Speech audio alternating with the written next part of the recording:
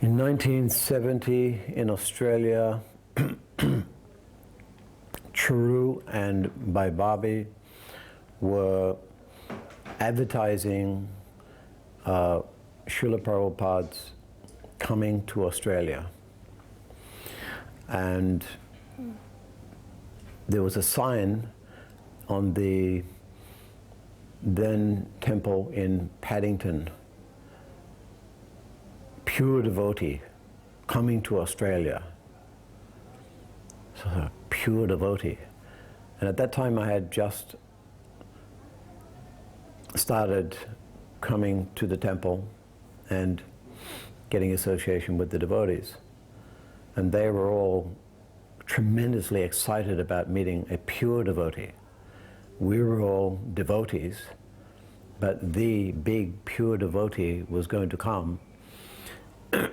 And their excitement and anticipation of his greatness and his purity really had a contagious effect on me. So when Srila Prabhupada finally did come, everybody hit the dust in the street of the Paddington Temple. And I thought this was a very unusual phenomena, and I was wondering, should I do it or should I not do it? Should I also do the same thing? So I wasn't sure what to do, so I participated anyway and offered obeisances, and then Srila Prabhupada went into the Paddington Temple, and amidst a very enthusiastic kirtan, he sat down on the Vyasasana. He was giving class, and of course this was my first time of seeing a pure devotee, the pure devotee, and it really was an amazing experience, an indescribable experience. The impact that Srila Prabhupada's presence had on me was absolutely profound. I knew that something was happening to me just by coming into his association, just by his coming into my vision. Something was happening to me, something purifying was happening to me, something auspicious was happening to me. And so that was the impact that I got when I first met Srila Prabhupada in Australia. And just one last thing to add to that is that I was previously studying Lobsam Rampa's books on auras. And so I was checking out Prabhupada's aura, and I was seeing around him this wonderful effulgence. He was definitely an effulgent personality. So then Prabhupada finally looked at me while I was looking at him. And while he looked at me, it was like he was looking at my soul. And it's like he knew me. And it was like the meeting of an old friend. And then Srila Prabhupada finally looked away, and then I knew that this is a pure devotee, and he certainly had a purifying impact on me, without a doubt. So first time we came, I was still wearing karmic clothes. I remember the main gate was made with a bamboo, and there was Shanai was being played. You came there at the time? So it was a far out experience. We were staying in that little rooms that were there, and there were now shops. So I went to Prabhupada's quarters. He was already moved into the Lotus building. So everybody was sitting around. So I sit right at the corner of Prabhupada's table. So they were asking so many questions, and Prabhupada is going to great lengths to explain to them. So I thought this is my chance to ask some nice and please him and get blessed. That was my whole idea behind getting the blessings of Prabhupada. So with great courage I lifted my hand. Prabhupada, I have one question. So Prabhupada looked at me, towards me. Yes, in a very grave voice. Okay. But I did not give it up. I said, Prabhupada, I was reading your books. I'm so happy about that, but I have one question. How did Brahma understood the meaning of the word tapa? And nothing was created, including Sanskrit, or nothing was done yet. How did he understand? I was presenting in a humble way.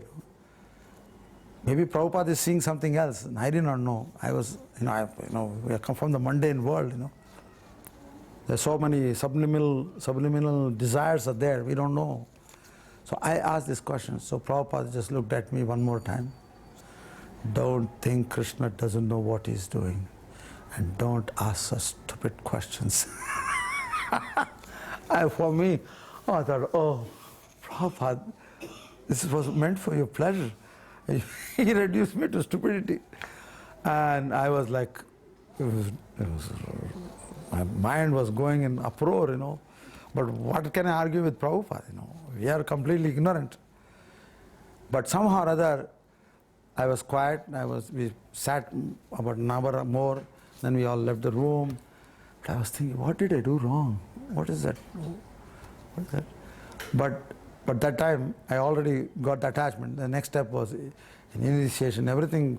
And I was thinking, taking my own time to initiate. I was not in a hurry to just join a club because I gave up my family and job and everything for this. So I was not in a hurry. I was not in anxiety about initiation. So the anticipation is building up. I'm going to get initiated, and I'm going to see Prabhupada for the first time.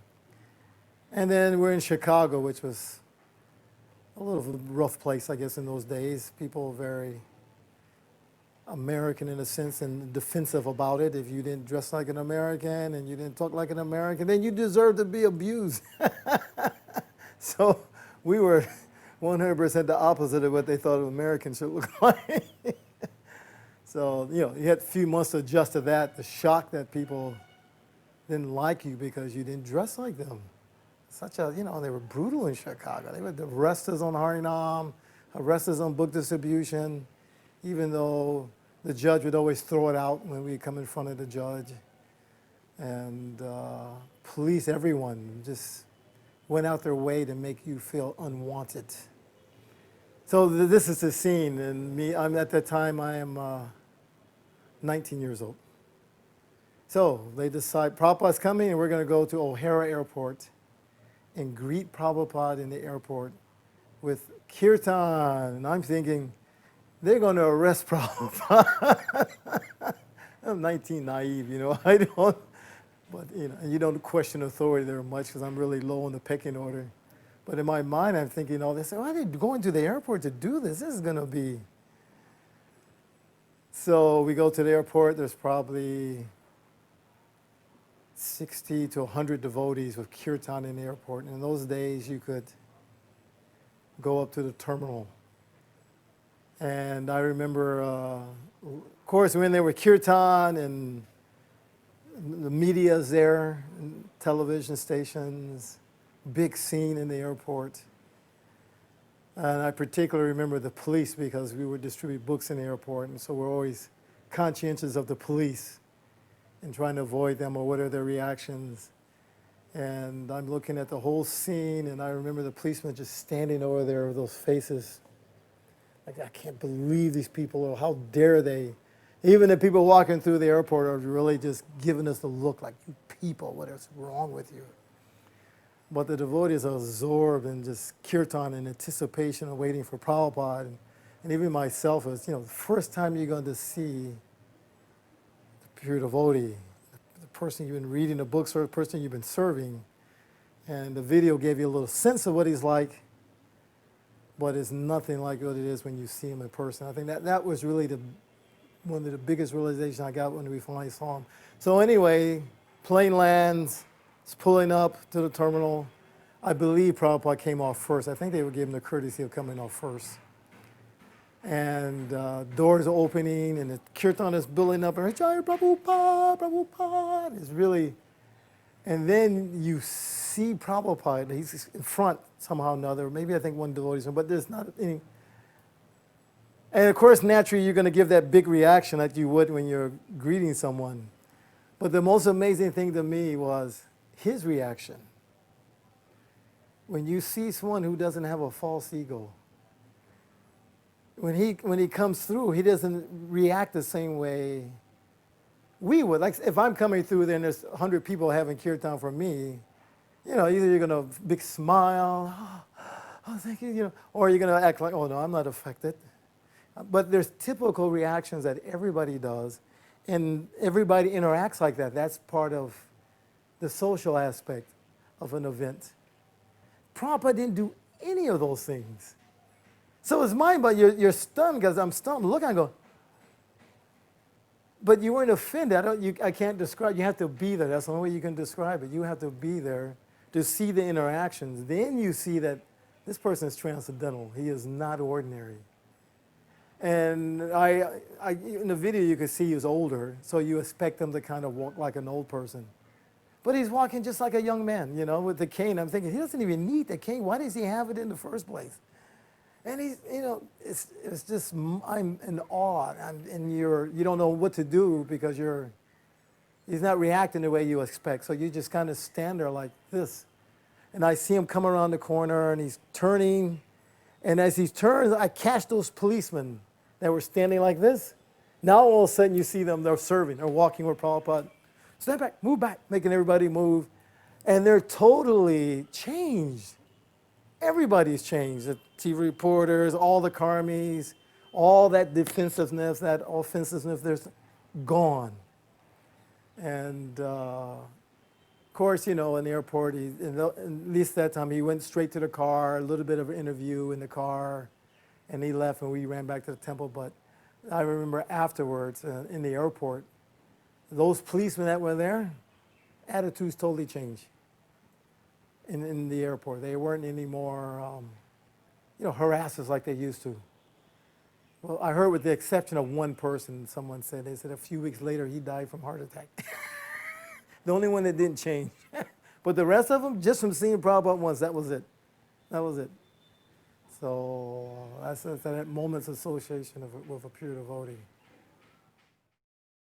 When I first met Prabhupada, it was on 55th Street, and after months of rigorous construction work, which was my main service at that time, the last engagement I had was finishing up Srila Prabhupada's sitting room, which was on the 55th Street side of the New York Temple. And we had knocked out 3 walls and made a large suite out of those several rooms. And I was just finishing up the last painting and touch-up and detailing work on that room. And I can remember the color of the paint. It was a really beautiful sky blue. And I was exhausted from months of previous work and from the marathon to get bits and pieces tied up for Srila Prabhupada's arrival. And in the midst of working, I felt kind of exhausted and a little dizzy, and I thought, you know, I've just got to sit down for a minute on the floor and take a break, and I won't fall asleep, but I didn't feel well. And I did that. I sat down on the floor, and the next thing I knew, I was waking up, slumped over on the floor to Tamal Krishna Maharaj entering to my right, maybe 10 feet away, the room. And I can tell you, I clearly remember his nostrils became about dime size, and it looked like there was, you know, cartoons we saw when we were kids. There was smoke coming out of his ears, and his eyes were like pinwheels. And he stopped right there in the doorway, and Harasari came in and he said, what's the holdup? And he saw me there in my bibbed overalls and no shirt and shaved up with paint and plaster on me on the floor with my little paint tray and step stool, and he also looked surprised, to say the least. And then between them came Srila Prabhupada. And I was, the emotion I'm thinking of now was mortified. And Srila Prabhupada entered without hesitating and walked towards me, and I was on the floor and I didn't know what to do. I was rather awestruck, I think. And I folded my hands and I said, Jaya Srila Prabhupada, and I went to pay my obeisances, and the floors were just triple waxed. And I slid on the floor about, I don't know, 18 inches, 24 inches, with my head right to his feet. And my arms, practically speaking, were around his feet. And I sheepishly looked up, and I felt like a child that had done something wrong. I really felt like an idiot, you know. And I looked up at Srila Prabhupada sheepishly, and he had this huge Cheshire cat grin on his face, and he was looking down at me, and it looked like he was just going to burst out laughing any moment. And I gradually worked myself back up to my knees with my hands folded, and Srila Prabhupada said to me, have you done all of this work? And I said, I've done most of it. And he said, this is very nice. He said, thank you very much. And I can tell you, I picked up my little paint tray and my little step ladder and brush.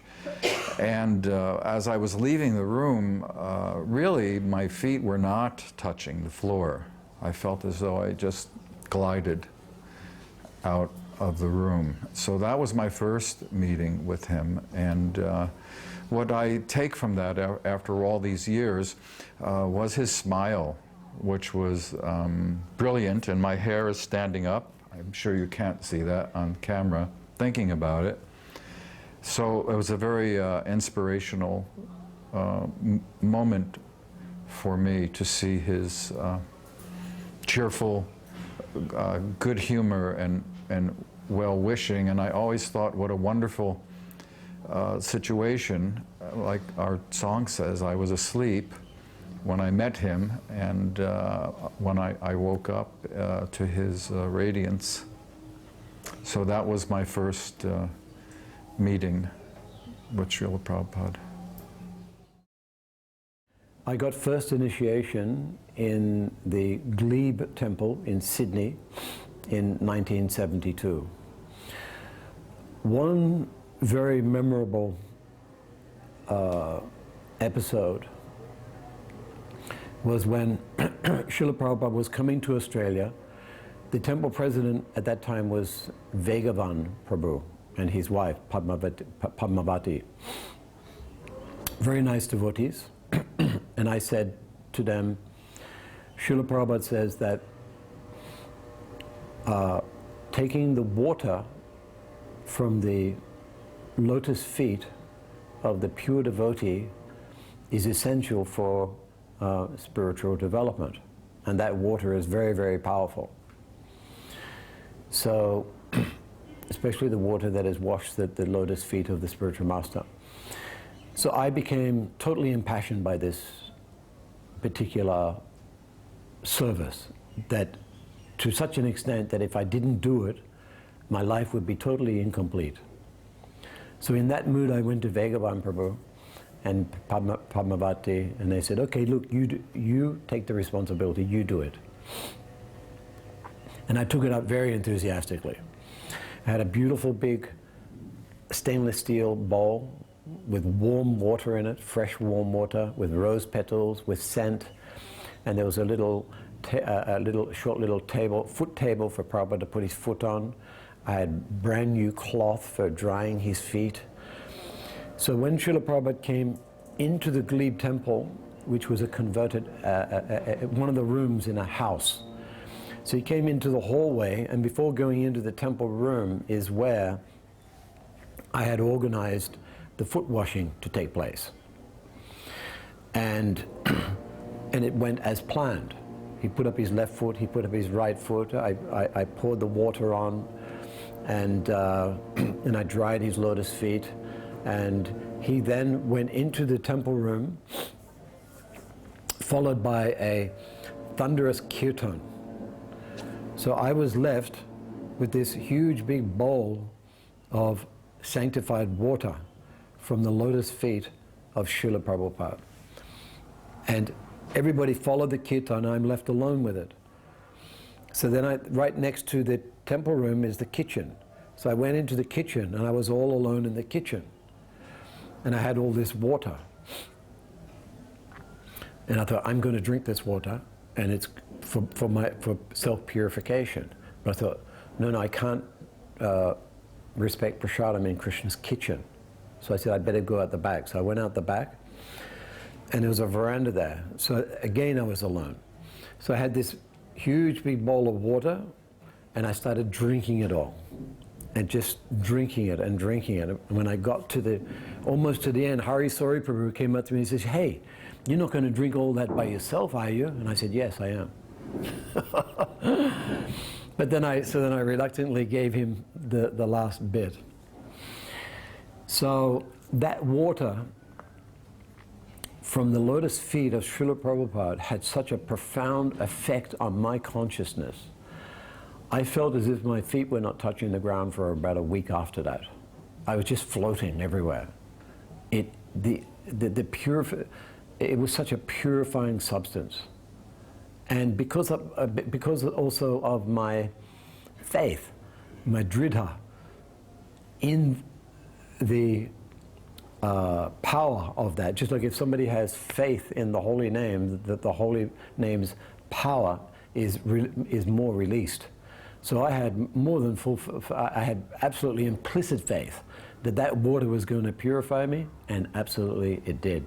I'm somehow or other still around today trying to serve his lotus feet. My interaction with Prabhupada was in a way unique, like Krishna deals with every soul in a very unique way. In my case, I was always chastised by Prabhupada. There was never a point where he said, oh, that is very nice, no pampering and no zhup, zhup. As a disciple should be chastised by the guru, because we didn't have a gurukul training. Normally you're chastised till you become smoothened out, like you beat the iron to bring it to the proper shape, red hot iron. So this is what Prabhupada did to me all the time. There was not one incident, and at one point, this was happening many times. It happened in Hyderabad and few other situations. So only in Nellore, when Prabhupada was going, I said I had to somehow do something so that he will be pleased. So in Bangalore we were preaching. So there was one person, we wanted to make him a life member. He was a famous dentist in India, top dentist. So I was showing my books, and because somebody recommended his case to me, so I went, please become a life member. So I told him, he said, but we are also doing similar work. So, oh really? Then we should work together. If you're doing a similar work, we should work together, then it'll be more strength. But he was hesitating. Then I said, well, you should become a member first. Let's do the first step and let's do work together later. But then he spelled it out. We accept Sai Baba as God. So I thought, okay. No, I realized, well, it's going to be a tough case. But on that day, I had this Bhagavatam, first canto part 3, where there's the scheduled incarnations of the Lords are mentioned, all the incarnations.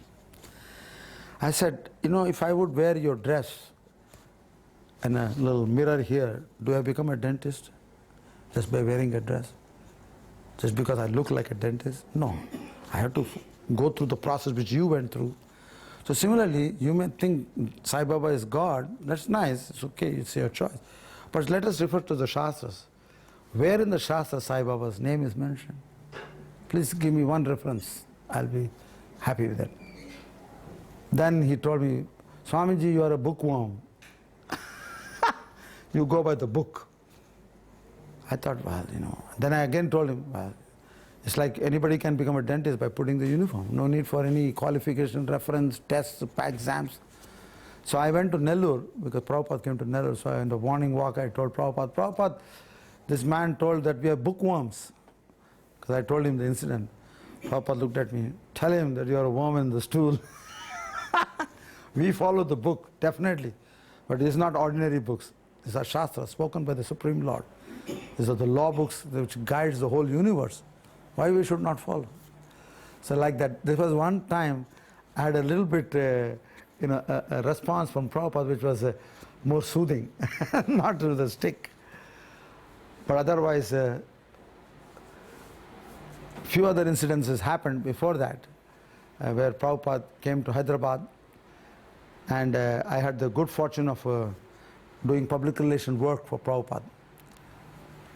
So the temple opening was there, and there was nobody in the temple except the temple president, Mahamsa, and the architect Murti Das, and myself.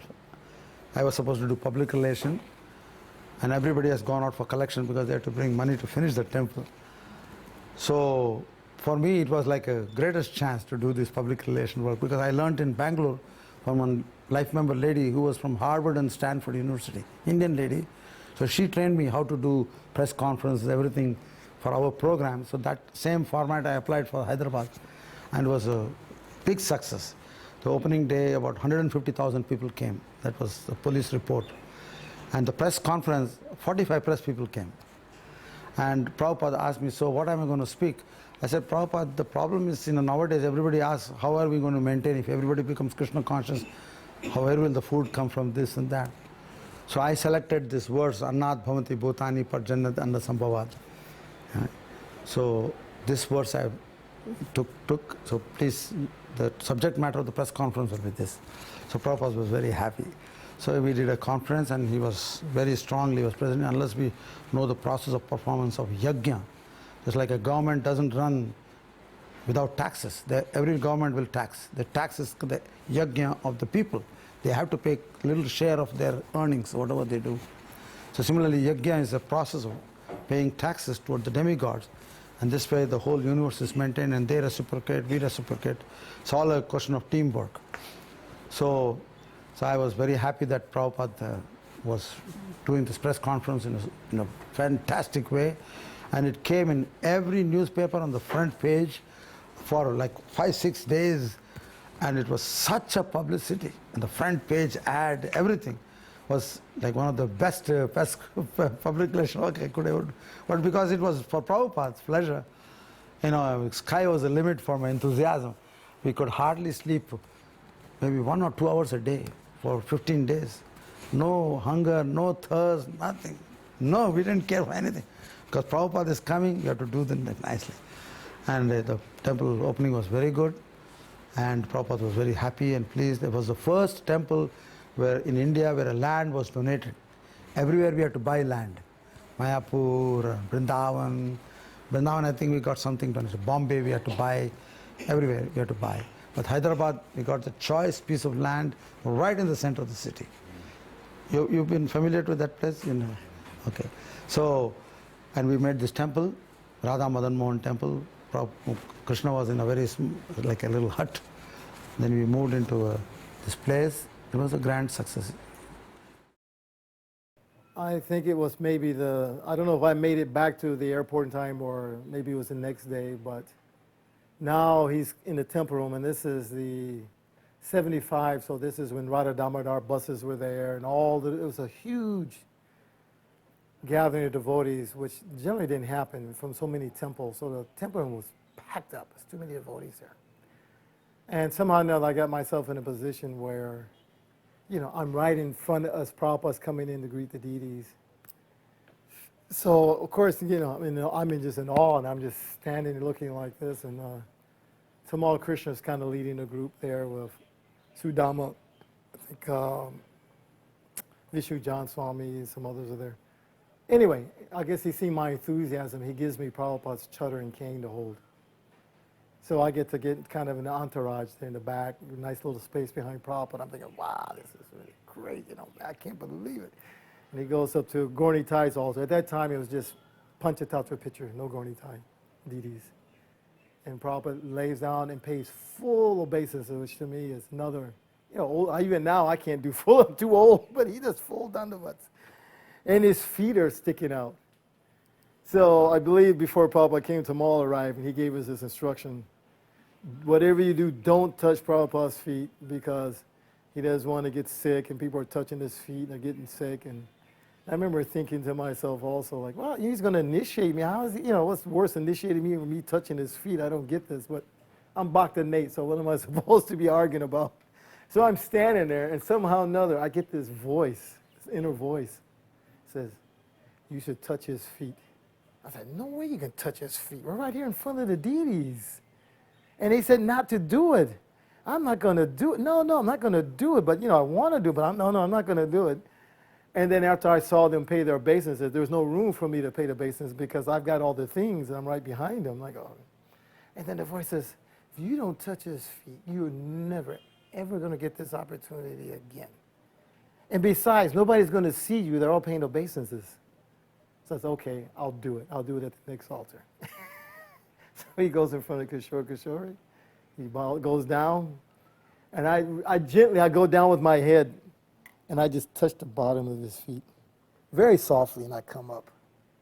Tamal Krishna Maharaj saw me. I couldn't put another thick on the look. I got caught. He looks at me with those fiery eyes. And he takes that chuttering cane away from me.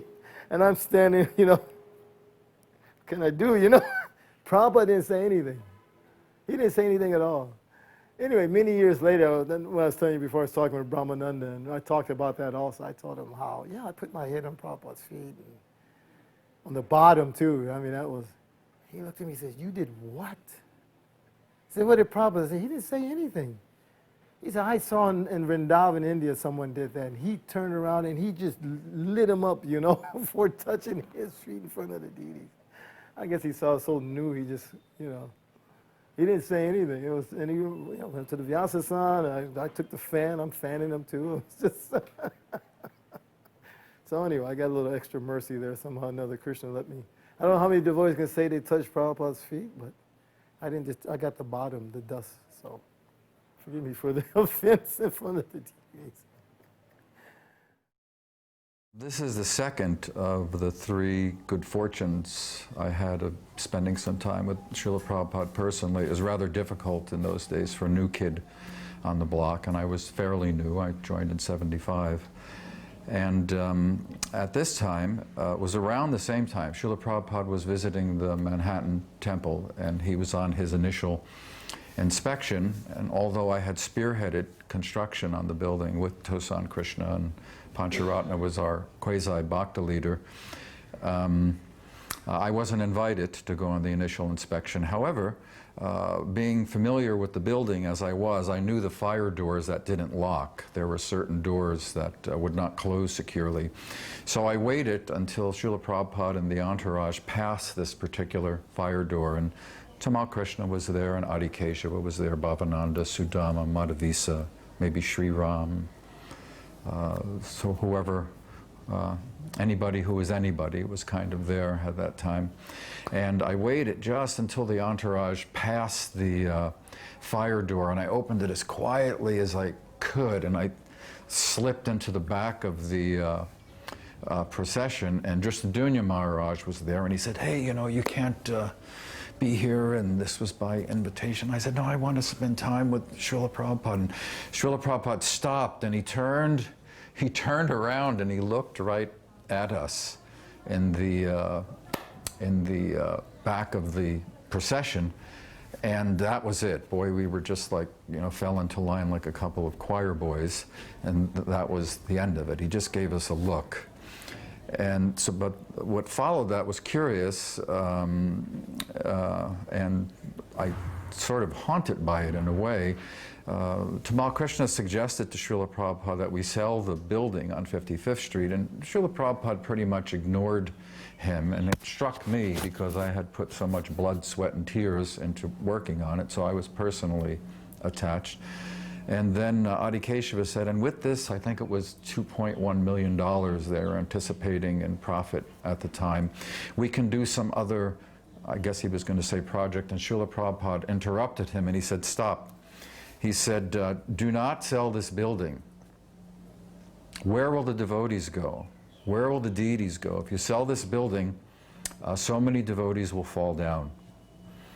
And Adi Keshava attempted to persist, and he said, but Srila Prabhupada. And Srila Prabhupada took his cane and he slammed it on the floor. And he said, no, no means no. And that was the end of the conversation, and we proceeded with the inspection floor by floor. And I think the memory, I take care of that. And there's another story that goes along with this about the subsequent meeting that I crashed when they were planning to sell the 55th Street Temple, but I don't think it's appropriate to discuss that now, but I interrupted their meeting when they were talking about how they were going to sell the building. But what I took away from that experience was, for me, certainly personally, and for all of us as Prabhupada's disciples, what the consequences are for disobeying a direct order of the spiritual master. And of course, what we saw subsequent to selling the building was a tragedy of epic proportions. When I got initiated, second initiation, I got first initiation in 1972 in Glebe in Sydney. And then I got second initiation in Mayapur in 1975 in the Lotus Building, Guru Purnima Day at about 11 a.m. in the morning. And this is probably the most significant event that has taken place in my life, because that's the day I got Gayatri initiation from Srila Prabhupada. So before the initiation took place, I'm thinking in my mind that I want to ask Srila Prabhupada some intelligent philosophical questions so that I can impress upon him that I'm studying his books and that I appreciate his presentation of the philosophy, and that I'm having some philosophical understanding of it. And in that way, he would appreciate my being, an intelligent disciple, trying to intelligently understand his presentation of Krishna, philosophical presentation of Krishna consciousness. But when I got in front of Srila Prabhupada, it was just me and him. My mind totally went blank, totally blank. I'd forgotten everything. Krishna blanked me out. It was just quite incredible. So Prabhupada recited the mantras, all of the Gayatri mantras, and I repeated those mantras, and I didn't say a word. I didn't ask anything. I ended up being an obedient, submissive disciple by dint of Krishna's giving me a blank and just being totally in awe of Srila Prabhupada. Many years later, when I read Srila Prabhupada's books, very, very carefully, I noted that Prabhupada said that if a disciple thinks of himself as anything other than a fool in front of his spiritual master, he becomes a resident of Nadaloka, of a hellish planet. So when I thought back how Krishna blanked my mind out in front of Srila Prabhupada, I thought that Krishna saved me from trying to make some impression on Srila Prabhupada and presenting myself other than a fool. The fact that I didn't say anything in front of Srila Prabhupada kind of indicates that I'm a fool, and which was good. So I really learned that lesson from that interaction with Srila Prabhupada, by the mercy of Krishna. By the mercy of Krishna one gets Guru, and by the mercy of Guru one gets Krishna. So Krishna is very, very merciful. Srila Prabhupada is very merciful. And I just hope that until my last breath I can always be a fool in front of Srila Prabhupada. Hare Krishna. We used to go for morning walk in Hyderabad farm. We got the first farm donated. Hyderabad was like a hidden gold mine for Prabhupada. We got the first temple land donated, and then we got a farm which was 600 acres of land. This was one of the biggest farms. New Vrindavan and all will not even come near it. There we had to buy all the lands. But this was all, one piece of land was donated by Badruka families. And Prabhupada was very happy. You know, we got a land, we had to do something solid here. So every day you would go on the morning walk. So then we had the chance to be with him and every walk, because there was no temple program. We had just a little Mangal Aarti, and then Prabhupada would go and we would go behind him. And because Prabhupada was there, we did some bullock cart traveling in nearby villages, and a lot of people used to come, and we had prasadam distribution. So one night the prasadam was distributed, and somehow it was, you know, I guess so much happening, nobody thought of cleaning a certain spot where Prabhupada's Vyasasan was there under a tree. So Prabhupada comes from the morning walk, and he sees an Indian Mataji. There was not many married people at those days, couples, but there's one couple was there, and she was brooming outside the house after the sun rises. So this is not a good sign. You have to broom the house, outside the house especially, before the sunrise. Because when the sun rises, you don't stand before with a broom. It's not a good, no.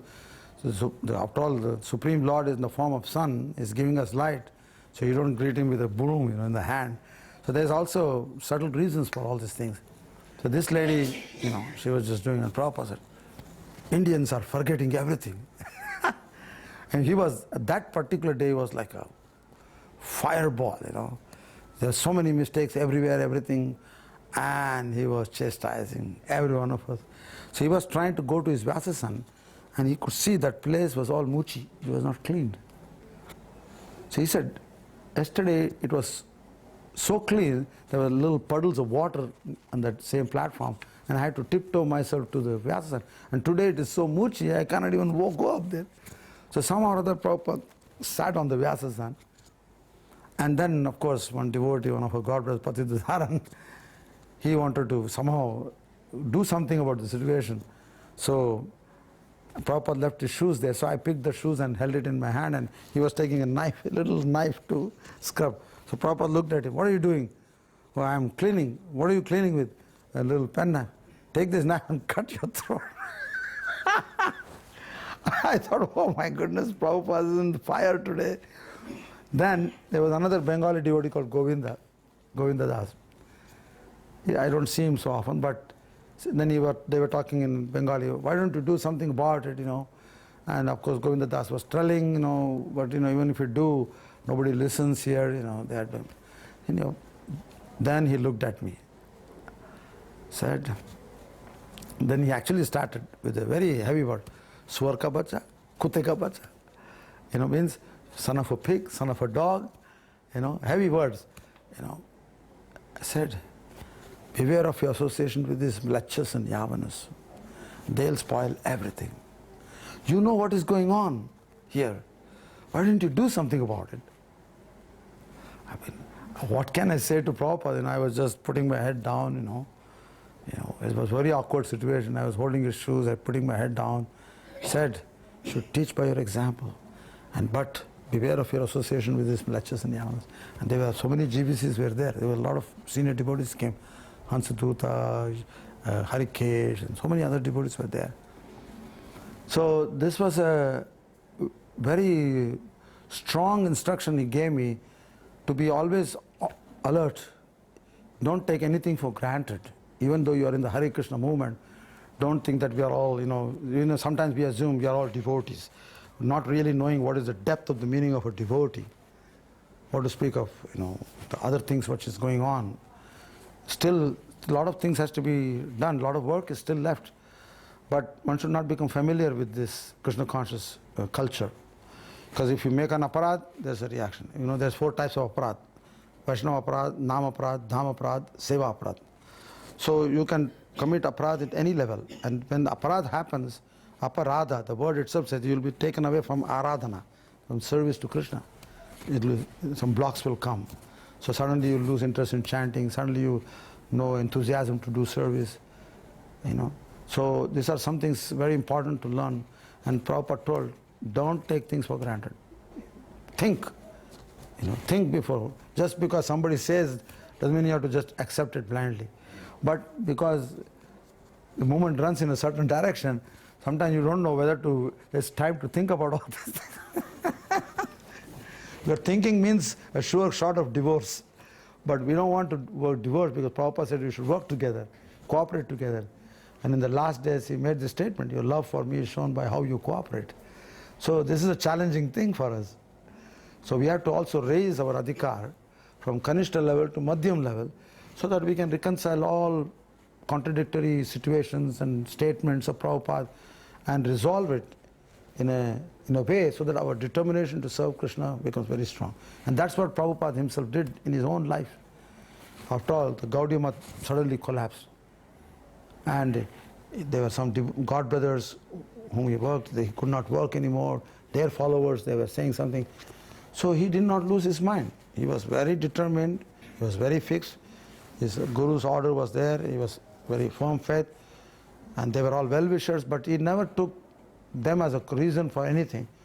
But it's like, you know, no lamentation and no hankering, no lamentation. Whatever happens, it is your desire, Lord. But let me do some service for you. So this is a very important chastisement which I received. I remember here in Mayapur when the opening of the Mayapur Chandrodaya temple took place.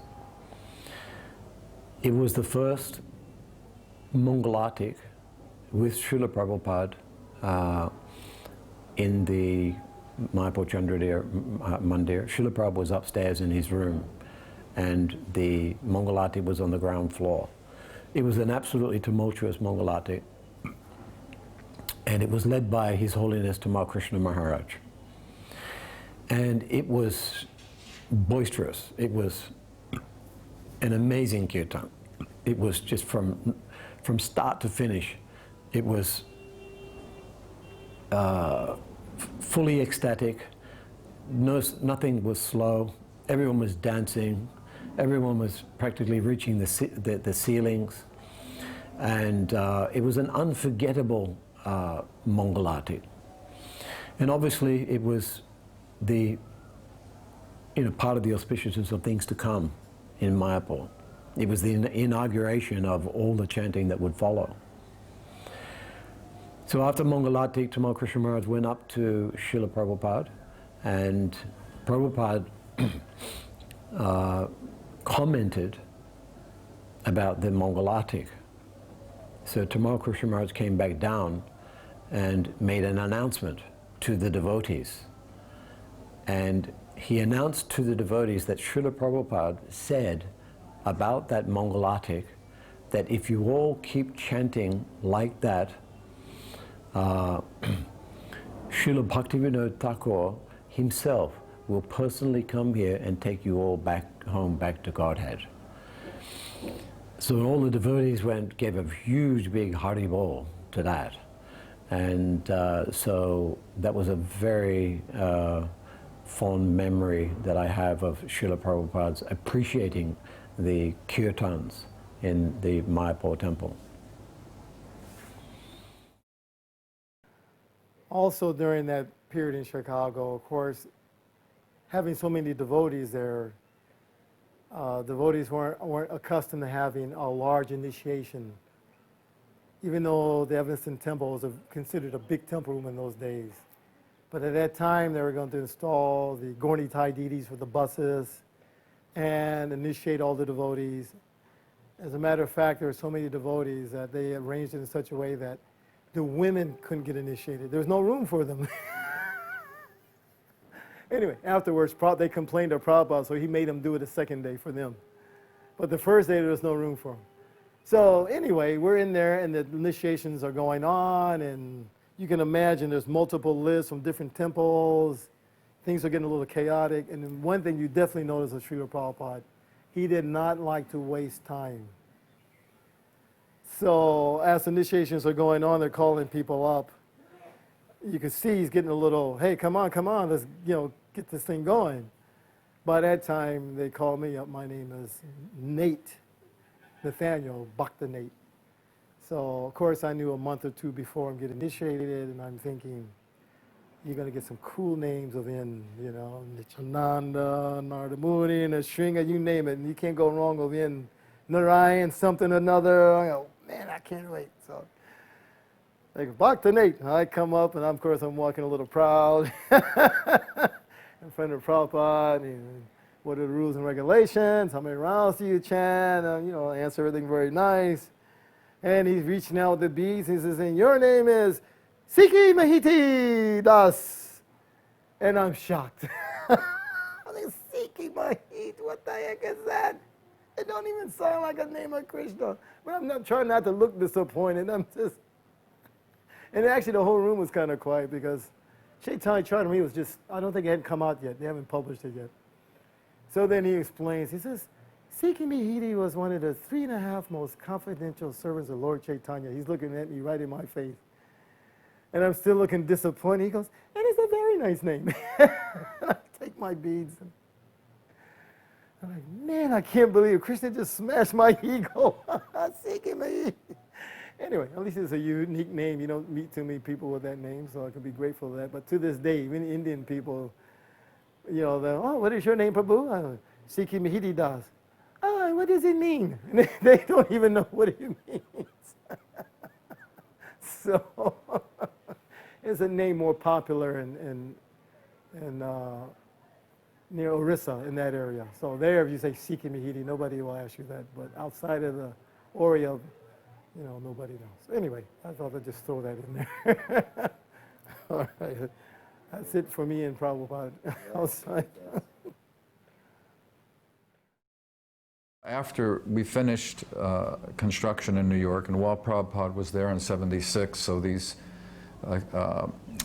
experiences all happened close to each other, Srila Prabhupada was on his way out to the farm in Port Royal, Pennsylvania. We called it the Port Royal Farm at the time. It hadn't been named. And two things happened that were interesting. Srila Prabhupada went out on a Radha Damodar bus from the New York temple, and I was one of the few devotees that had a car, and I had two cars. One of those cars was a '73 Dodge with a 330 horsepower engine that I had built across the river in New Jersey, where I'm from, very, very fast. So I took off shortly after the Radha Damodar bus, but when I was at the front door attempting to leave for the Port Royal Farm, Adi Keshava was there and Bhavananda were there at the front door, and they said, where are you going? And I said, I want to go out to the farm and spend time with Srila Prabhupada.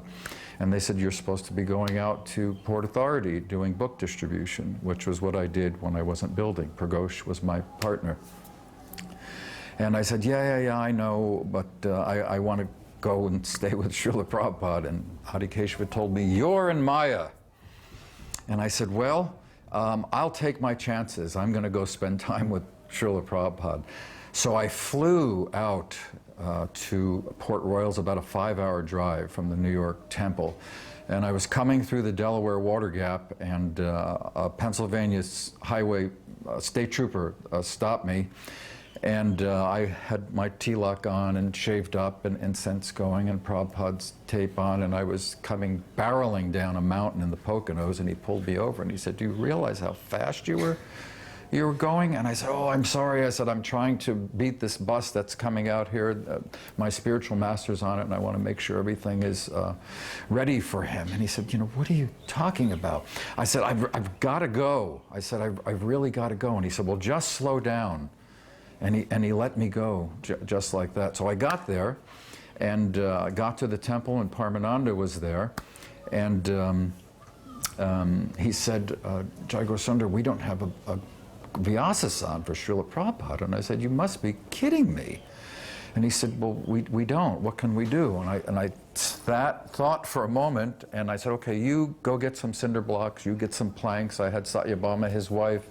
I get some fabric and pillows, and long story short, I made this makeshift Vyasasan that was kind of garish, I think, being a Finnish carpenter and designer in those days.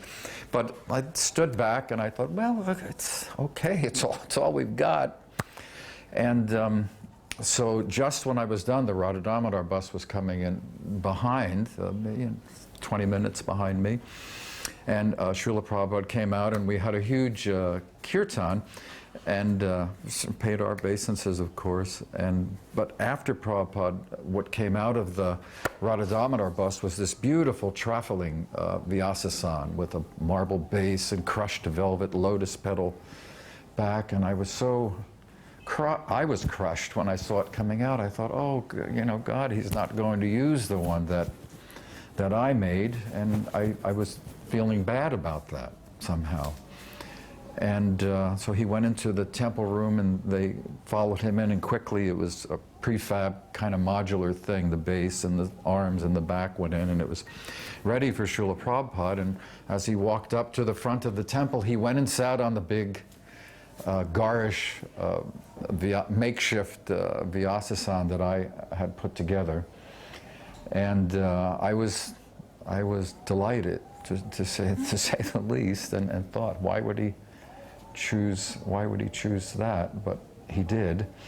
Later that afternoon, there's a sequelae to this story. We went out, and I had somehow or other, I was always weaseling my way in to get close to Prabhupada, and he wanted to tour the farm. So we were in Parmananda's green, I think it was a 63 or 64 International Scout.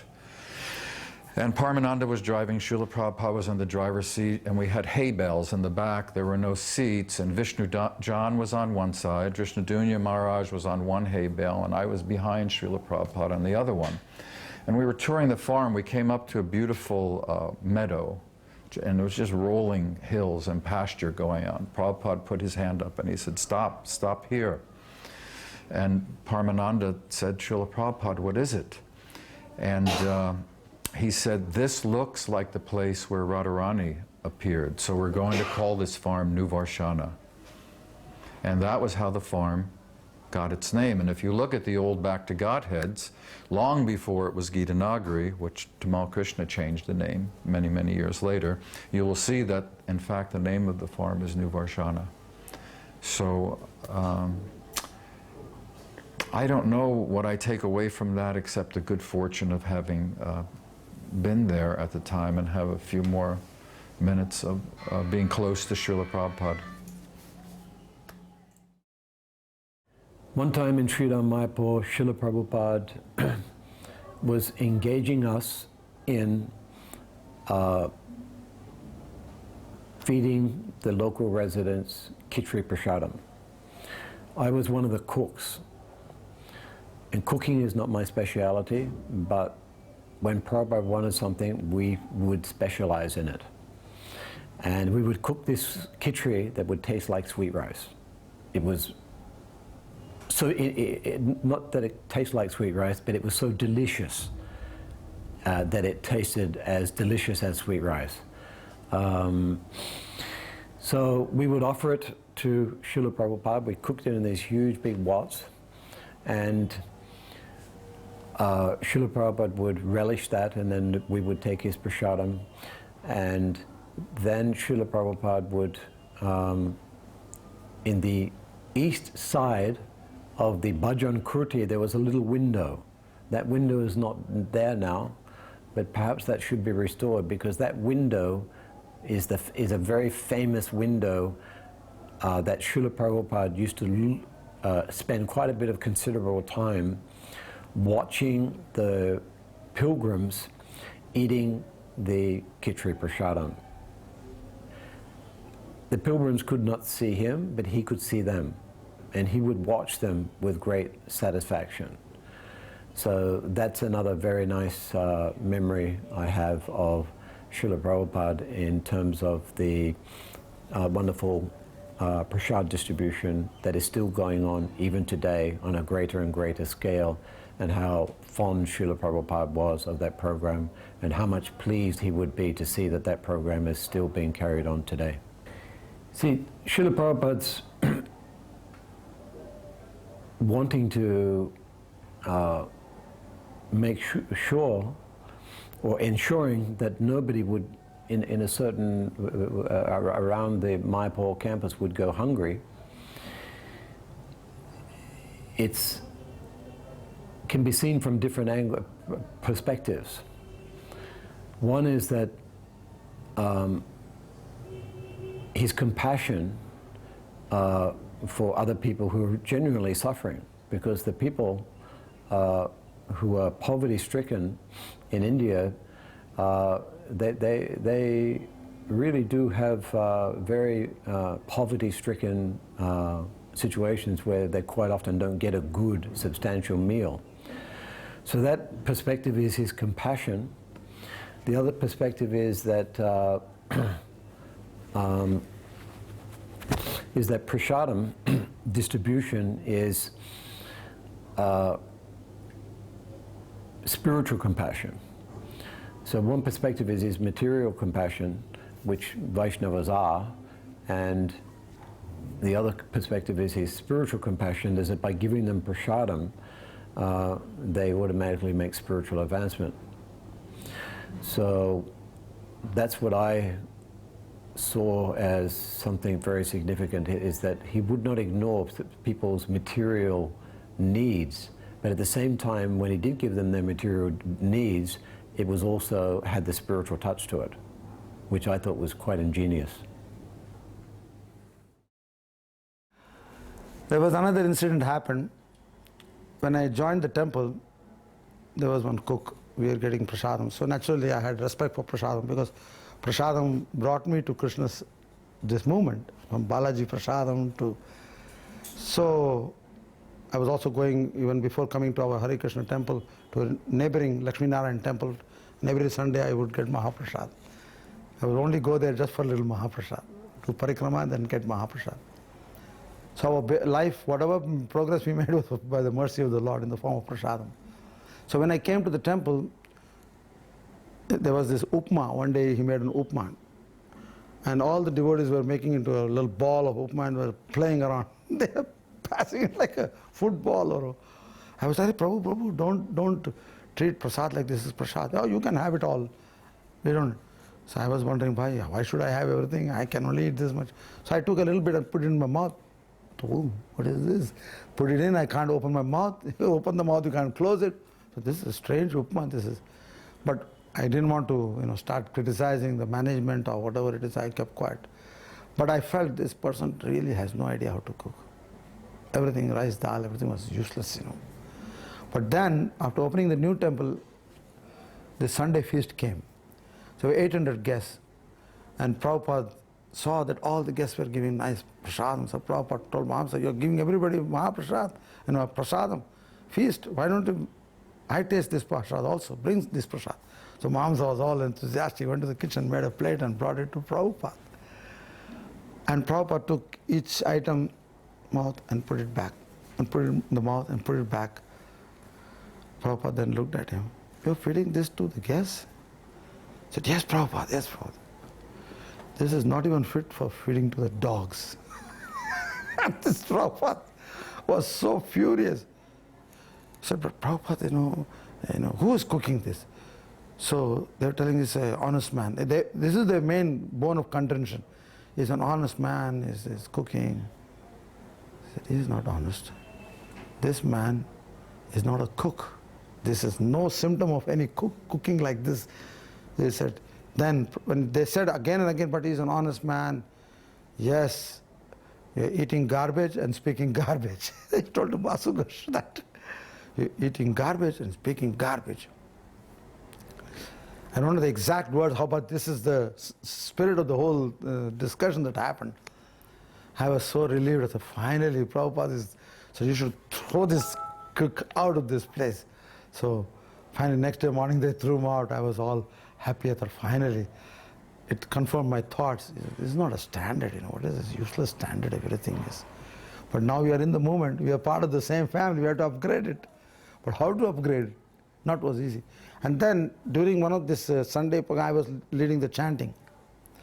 This I think Hariswari did not mention maybe, but I know what happened. So I was leading the chanting. So people are there, Bolo, Hare Krishna, Hare, no, Bolo, just say. Because in the earlier tapes, Prabhupada used to say, Bhaja Hare Krishna, Bhaja Sri Krishna Chaitanya.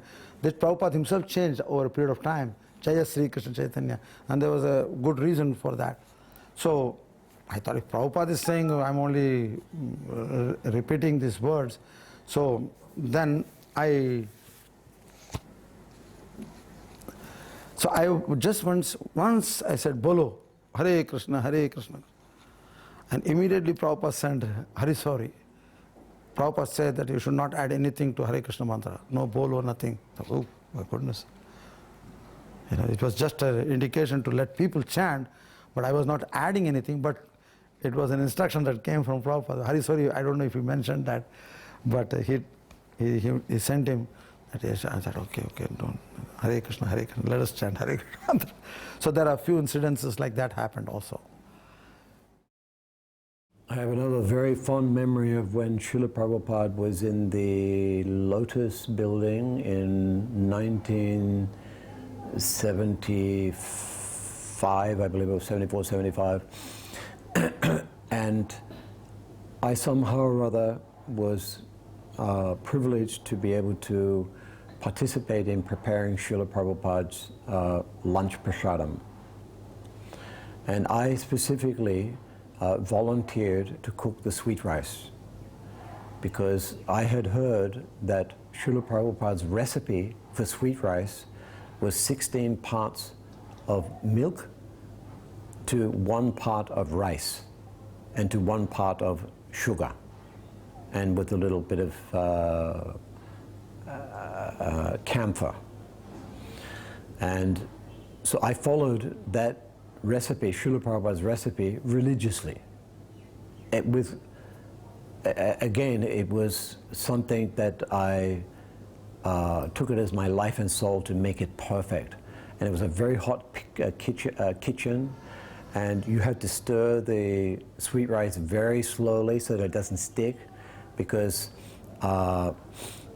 if you don't, then it sticks, and if it sticks, then it gets burnt, then the whole thing is ruined. So you had to cook it very slowly and for a long time, and eventually it becomes a very wonderful consistency of condensed milk with rice in it, and with this wonderful flavoring. So I followed all that, and went on to Srila Prabhupada's plate, and it went up to Srila Prabhupada's room, and then I was in the kitchen cleaning up, and Tamal Krishna Maharaj came into the kitchen. He said, "Who cooked the sweet rice?" I said, "Oh my God, what have I done? Oh, I've had it." I really thought I had. I said, "It was me." He said, "Srila Prabhupada really liked it." And it was such a relief that I'd actually pleased my spiritual master, that I did one little thing that he appreciated. So it was a great relief that I'd done one tiny bit of service that he appreciated, to such an extent that that sweet rice must have come out so good that Prabhupada appreciated it, and Tamal Krishna Maharaj came down to extend the appreciation, similar to what he did with the Mangalati. So that's one little memory of causeless mercy that I got from Srila Prabhupada. The fact that Prabhupada relished it and then took the trouble, or made the effort to extend that appreciation to someone who was unknown to him, but just out of a pure appreciation for something that he relished, really says a lot for his magnanimous character of how he would appreciate everyone's service, whether it was big or small. And it was definitely a small service. It was not, the sweet ride is gone in 5 minutes. He'll get something else the next day. But it really did make my day, the fact that Srila Prabhupada did extend that appreciation. And what it says for his character is his magnanimity. How magnanimous is that? That he would appreciate just such a small thing. He was so grateful, because it wasn't a very big thing, but his appreciation was a very big thing. There was an incident that happened I used to lead kirtans in Bombay, in our old temple, in that shack of Radha Rasbihari. So devotees knew that I was good at kirtan, I was enthusiastic. So they told me, oh, Prabhupada is here because the new guest house had been built. He was staying in his guest room already, fully furnished guest room. So you should go. Prabhupada was a little bit sickly, not keeping well. Prabhupada wanted only kirtan is the only medicine. So they were, why don't you sing for Prabhupada? I said, I'm not that big of a great soul. What will I sing? So no, you should sing. So and I went. So I sat along with one boy, very young boy, Lakshmi Narayan, his name. He's still there in Bombay. And he was playing mridanga. So naturally my voice is on a higher note. So if I had to sing natural, I had to sing on a higher note. And then he would sing on a lower note. So we were like a little bit entangled with our trying to follow each other properly. And it didn't please Prabhupada. So at that time Lokanath Maharaj was around also. Told Tamal, come here, get rid of these two boys. They're not able to consistently sing, it's too many breaks. And Prabhupada wants to hear the holy name actually. So again, it was a situation where, when will I ever please Prabhupada, do something that he is happy about it. But see, yes, as Krishna says, every endeavor is covered with faults, just like smoke covers fire. So what, I may be imperfect, but he has chastised me, but we are chastised by a pure devotee. So sun is purifying, is taking water from all dirty places, and the result is you get pure water. So what? This is Prabhupada is chastising, not any Tom, Dick and Harry. So let him chastise. But it's difficult. Now I can reconcile more than then. I was thinking, wow, everything I do seems to be wrong. What is this, what am I doing, But chastisement of a guru is also a blessing. Actually, it's a supreme form of blessing. It is said, when a guru, like Krishna chastised Arjuna, you're talking like a wise man, but you don't know what is, you're lamenting for that which is not worthy of lamentation. So even Krishna chastised Arjuna, and then he spoke the whole Bhagavad Gita. So in that way, if you take it in the bigger picture, the angle of bigger picture, then actually it's Guru's chastisement is mercy, pure mercy. And that's what keeps me going. We have seen, after all these other chastisements is very small time. Prabhupada is chastised in such a way to make us tough, because life is going to be full of problems. Prabhupada himself had to face problems with his own God brothers sometimes. Even Lord Jesus, he was crucified. By whom? By the same priests of the same Jews. Haridas Thakur was beaten up. By whom? By the same Muslim priests. So everywhere, if you see in the history of humanity, Uttama Bhagavatas are always threatened by Kanishtas. Kanishtas, they want to climb the ladder, set up a situation so everything is comfortable. And Uttama Bhagavat will completely stir up the whole thing. They don't like this comfortable situation being disturbed, so they'll attack. And this is a continuous story. Even Gaursundara Maharaj, such a well-wisher, and it was some strange events have happened. He was a member of the GVC, but still he had to go through some very awkward situation. So you can see, Kanishtas are not comfortable when Uttamas speak.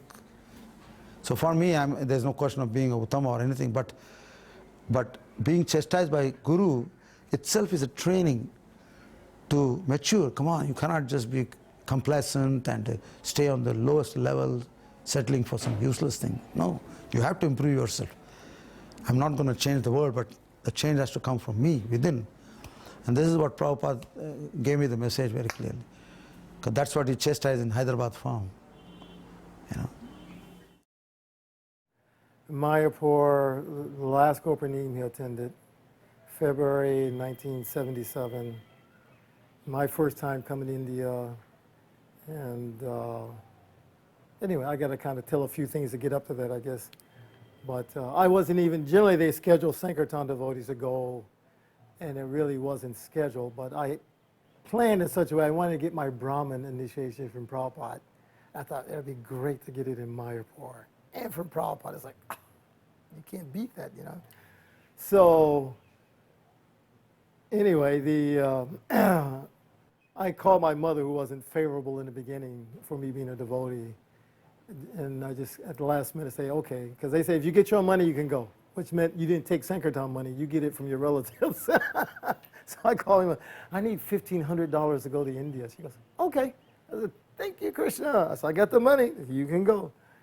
So anyway, that was one of those years where they took the 747 full of devotees, which is a whole other story in itself. That was, probably heard that 1,000 times, but that was, I thought devotees went like that all the time in India.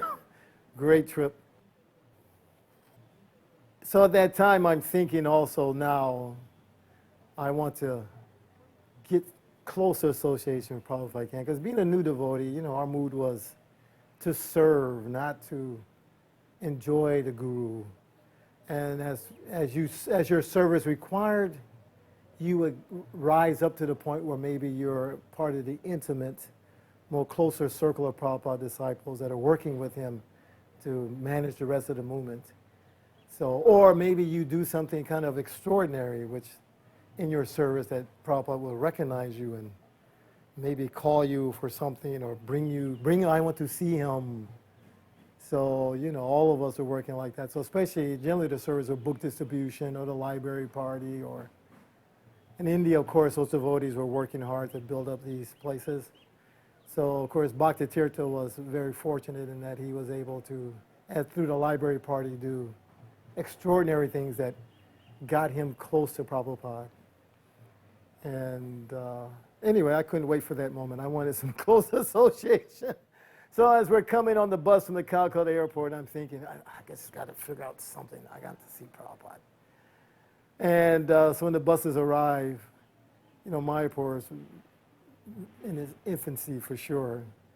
Just the Lotus building, a little bit of the Long building, most of it's under construction. The gate is up with the wall, the Prasadam hall way down on the end. There's nothing, chickpea field. And again, I get that inspiration. Hey, if you're going to see Prabhupada, you better do it now, because nothing, they were told us, when you get off the bus, go find a room. And I said, this is my opportunity. Everybody's going to be looking for rooms. I'll go see Prabhupada. And whatever room's left, I'll take that. So I just immediately ran up trying, where's Prabhupada, where's Prabhupada? And gradually, I got to where his room was in the Lotus building on the second floor.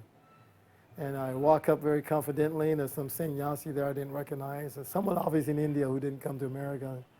I said, I want to see Srila Prabhupada. He's like, well, you come back later for darshan. And I became so disappointed. I said, they're not going to let me in for darshan. You know, this new devotee. And I'm walking away, and I'm looking at the configuration of the building. I said, there must be a back door. So I go the long way, all the way to the end, turn around, come back, and sure enough, there's a back door, and it's wide open.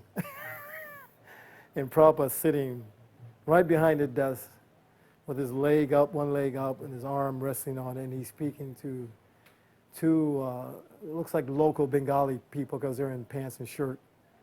And this is, of course, February 77, so his health isn't well. At least it looked like that to me. Who knows, maybe he's some transcendental symptoms, you don't know what pure, but he's sitting there, you know. I haven't seen, in America, he's always very kind of upbeat. And actually, a hard sorry, so when he came to India, he would be very grave most of the time. So I just sit, I don't go in the door, I sit in the doorway. So I don't go in, and I'm content just to sit there. Wow, Prabhupada's right there, I'm so happy. And Bhakti Tirtha, who was Ganesham at the time, is in the room. And I kind of know him briefly from Chicago and interactions, and he sees me sitting there, so he says, come on in. Well, happily I come in, and I go to the corner, and I know I'm not supposed to be there, so I just, let me sit quiet, not disturb anything, and I got my beads, I'm just chanting very softly, you don't know I'm there, I just want to be in the room. And I'm seeing Prabhupada interact with these people speaking in Bengali. So I think within about 5 or 10 minutes, it was time for them to go. Prabhupada kind of motioned. And the door opens, I'm watching them walk out, and I catch eyes with that Maharaj. He catches my eyes, and he's got the face like, you rascal. I just turn and I look at Prabhupada. And I'm just, please don't kick me out.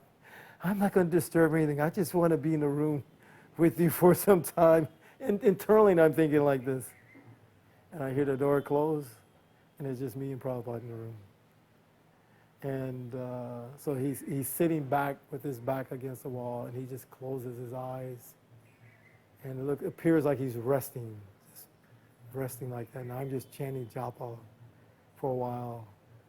And within about 5 or 10 minutes, some other GBCs come in, Maharajas are in and out.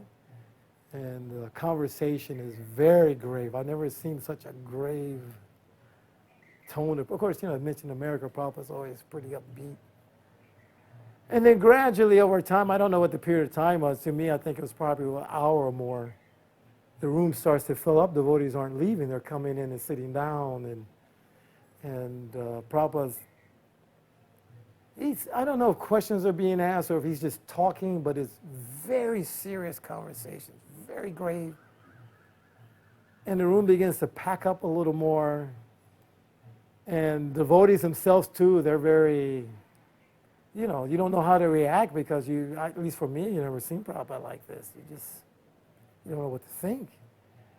So gradually, eventually, you're watching all the movements of Prabhupada. He kind of looks over as the doors beginning to open. And these Madhajis from New Vrindavan, I can't remember their names, but they were famous for traveling in the van and selling Prabhupada's books. Like the men were doing. We had Radha Damodar, but they had a ladies' party from New Vrindavan. And they're performing the same austerities, if not more. At least we had a bus with deities you come back to with morning program. There's somebody's cooking for you. Maybe you have to shower outside. But these girls would pull up behind the gas station, sleep, get up in the morning, open up the water tap, take their bath outside, cook for themselves, go out and sell books. Really, if you think that's some austere service. And of course, they were well known in the movement for that, and they were getting big results. So anyway, the Mataji kind of sticks her head, and it looks like there's no room, and she's going to leave. And as soon as Prabhupada sees her, I remember his face just lit up. Just like instantaneous. He's just so happy. He's like, move. He's make room. And he brings them in, he sits them right in front, 3 of them. And immediately he's just laughing and he's joking. I don't remember the conversation, but the whole room just became, a big, everybody's just happy and laughing out within a second. Even though he looked like he was so sick before, all gone. Totally just, this is transcendental person, they're not the body. So, one lesson I kind of got out of that, because again, like I mentioned in the beginning, the devotees' moods were always, not that so much, at least for me, we didn't want to try to enjoy Prabhupada, but you wanted to be recognized from Prabhupada. And it was amazing to see how pleased he was with these devotees. He was so pleased with those devotees. So many years later, of course, that was 1977, I met that one devotee, I can't remember her name. But anyway, she's in New Vrindavan. That was probably in 2009.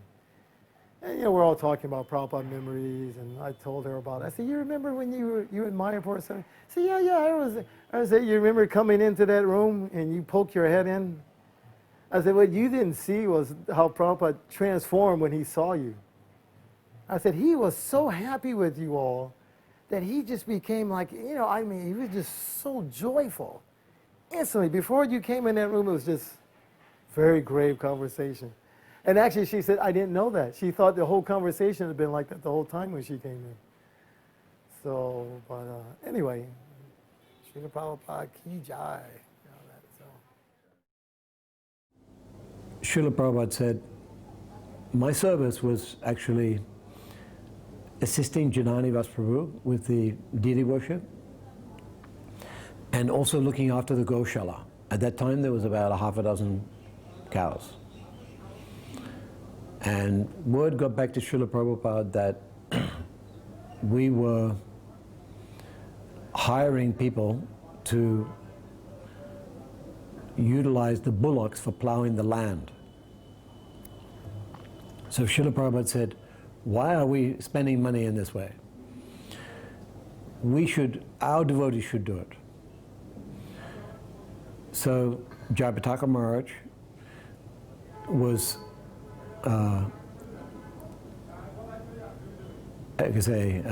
plowing the land with the bullocks. There was a mantra for going left and a mantra for going right, die, die, bye, bye, and all of that. There's a way you communicate with the bullocks to get them to, plow through the land. I also was plowing the land, and another devotee called Prabhu, he was also plowing the land. And then after about a month of all of us plowing the land, we all kind of, we were really not up to plowing the land, but because Prabhupada said he wanted us to plow the land, we plowed the land. Whatever he said, whatever he wanted us to do, we would do. And then word finally got back to Srila Prabhupada that we were plowing the land, but then we were not doing other things we were supposed to do. So then we went back to doing the other things we were supposed to do, which the people who plowed the land could not do. So that was a very interesting experience that Prabhupada, what we learned from Prabhupada, that you have to do the needful sometimes. Sometimes you have to be prepared to plow the land. You also have to be prepared to not plow the land. So one time Prabhupada said, plow the land, so we plowed the land. And then another time he said, okay, no more plowing the land, you do this. So then we didn't do that. So in this way, he was training us to be his unconditional servants. That's what I learned from that particular instruction of Srila Prabhupada's. And because plowing the land is physically very challenging. And Jaya Maharaj was very good at it. I was very close behind him. So in this way we had a competition to see who could plow the land nicely for Srila Prabhupada. For me, Prabhupada is everything. Our life started with Prabhupada. Om Ajnanatimirandasya Jnananjana Shalaka. All these statements for me is not theoretical. It's actually a fact. We were still in deep dark of ignorance. Still we are struggling to come up to the standard of devotion service. But we are not in the standard, but at the same time we are not able to give up devotion service. So that means it's not a cheap thing. So Prabhupada is be all end all for me. But is a progressive. I'm not a Prabhupada fanatic. We are not meant to be. The whole Vedic culture doesn't promote fanaticism. It makes you think. It may take many lifetimes. Doesn't matter. Chaitanya Mahaprabhu himself says, Mama Janmani Janmanishware Bhavatat Bhakti Rahoitu Kitui. Life after life. But this is my only prayer. Let me be born as a devotee. So we should be ready to take birth. Even Bhaktivinoda Thakur goes even more further. Even if I'm born as a worm due to my own misdeeds, let me be born in the devotee's house so that the kirtan of the devotee will enter into my ears and I'll become purified. So when you are Prabhupada Nishtha, your faith is also very strong. But when you are a Prabhupada fanatic, you are very afraid, just like the Christians. Anything that doesn't appear in Bible, oh yeah, this is all heathenic. We don't not accept. But we are not like that. That's why sometimes I make the point, our God brothers, don't make Prabhupada into Jesus. He's not Jesus. He's more than Jesus. You cannot believe what he is. Let's not make him into Jesus, and let's not make his books into Bible and then oppress in the due course of time all the different people.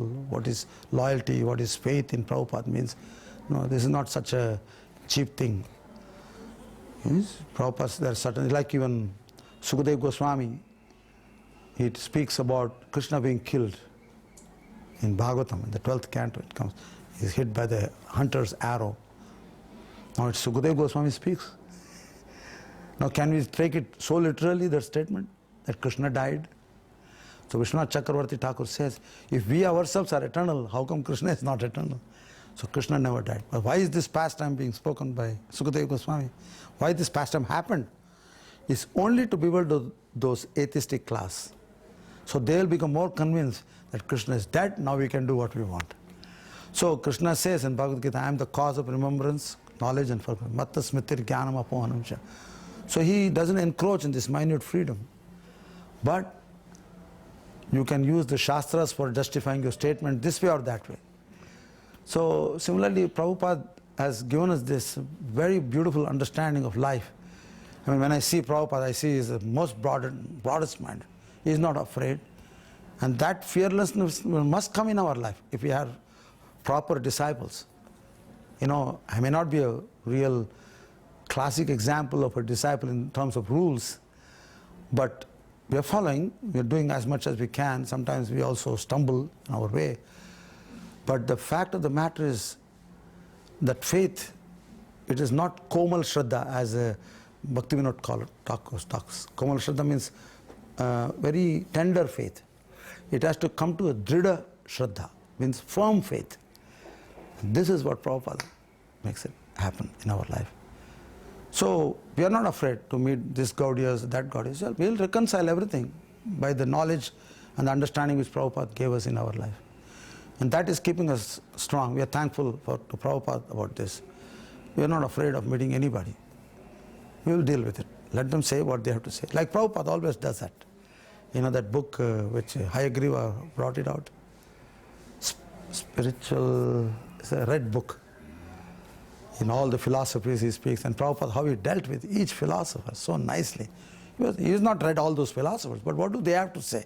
He would say what they say, then Prabhupada would either refute or he would say, yes, we also accept in the Vedic, and this is also our acceptance. Like Jesus, according to Christians, according to the Bible statement, I am the way, I am the truth, nobody goes to the Father in the heaven except through me. But for the whole Christian world, it ends with Jesus. Nobody after that, before that, it's there. And somebody told the same statement to Prabhupada. Prabhupada, what did he say? Yes, we accept it 100%. Without Guru, you cannot go to Krishna. So I was telling in a class, I said, what is the difference between the whole Christian world and Prabhupada? The whole Christian world is fanatics. They're kanishtas. They see separate from the interest of the Lord. Whereas Prabhupada, being Uttam Bhagavat, coming to Madhyam to preach, he in 1 second he reconciled the whole statement. So this is Prabhupada, you know. So taking shelter of Prabhupada means fearlessness. Abhay Charana, this Abhay Charan must come in our heart also. And this comes like he has done it by taking shelter of his Guru and his instruction. Similarly, he has given us this chance to become fearless in our life. So one time in Mayapur, Srila Prabhupada, he used to give the class at the side of the bhajan courtier. And every morning he would come out for his japa before the class. And one morning he came out and he looked to the left, he looked to the right. He said, why you haven't cleaned this? This whole balcony, this veranda should be cleaned every day. Should be nice and clean. So he was very insistent upon that. And he was quite perturbed that it had not been done. So then myself and a couple of other brahmacharis, we really cleaned it. We got it spick and spanned, beautifully cleaned. So the next day, he came out and he looked to the left, he looked to the right, he said, very nice. And the way he rolls his eyes, oh, very nice. And then we maintained that for some time, for so many days. But then one day we had a slip where we didn't do it. Things got mixed up, you know, schedules. And so he came out and he said, why you haven't done this? Why? Why you didn't clean this? Cleanliness, we have to keep Mayapur clean. So then again we resumed the regular cleaning of that veranda for Srila Prabhupada's pleasure. So what we learned from that is that Srila Prabhupada wanted everything in Mayapur to be neat, clean, and tidy. And this is the holy dam.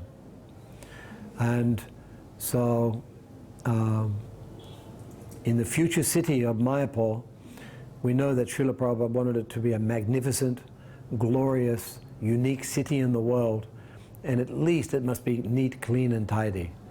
So we encourage all devotees to please keep Mayapur neat, clean, and tidy. This was Srila Prabhupada's implicit instruction. Prabhupada was taking massage in his upstairs room with oil and everything, and he heard Bhakti Raksha Sridhar Maharaj has come to the gate. So immediately he put a gamsha with full oil. He just went straight to the gate to receive him. See how much Vaishnava etiquette he follows. This is something which Prabhupada did every time. And also recently I read in our Guru Das book how he respected elderly people. Even they are devotees, not devotees in the train or anything. He has utmost respect for elderly people. See, he knew how to, because he's seeing the soul. Basically, he is not dealing with a bodily thing. But because he's in a soul in an old body, requires more attention and time.